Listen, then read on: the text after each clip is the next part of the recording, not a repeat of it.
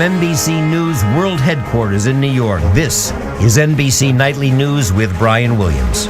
We are back with more tonight on what's at the root of so many economic troubles right now. What happened to housing in this country? The sheriff in Cook County, Illinois, which includes, of course, city of Chicago, announced today that his deputies will not take part in any more foreclosure evictions. The reason?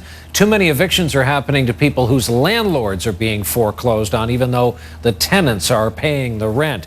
In South Florida, which was one of the epicenters of this housing mania a few years back, something's happening that hasn't happened there in a long time. People are back in the market buying again. The reason here is simple. Prices have fallen now far enough that it might make economic sense for some who are able to buy a house. The story from NBC's Michelle Kaczynski.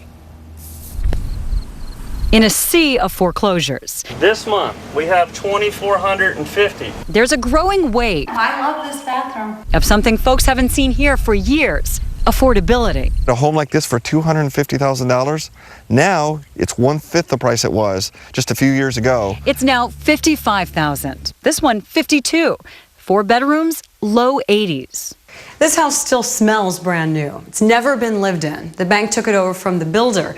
A couple of years ago, it would have sold for around $275,000. Today, it is offered at $80,000. The newer homes predominantly are up in the north. And buyers are swarming back. Here in Lee County, Florida, sales are up 80% over last year. It is wild. This was the title. 24-year-old student Kelly Francis got a mortgage. It's the home now she's trying to grab. You have to jump right on it if you find it. There's a ton of people going after the same house.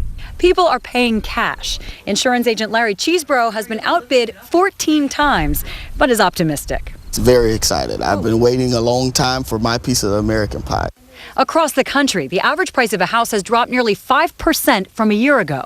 And in the boom towns where prices had skyrocketed, drops up to 35% since their peak.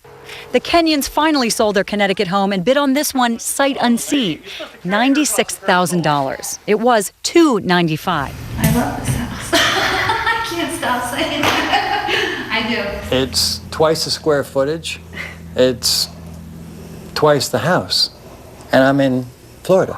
Buyers are getting mortgages, but it's tougher. Now you need proof of income, decent credit. Lenders are checking references.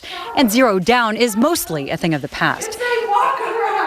Still, in many neighborhoods, doors forced shut are starting to open. For a fraction of the price. Michelle Kaczynski, NBC News, Cape Coral, Florida.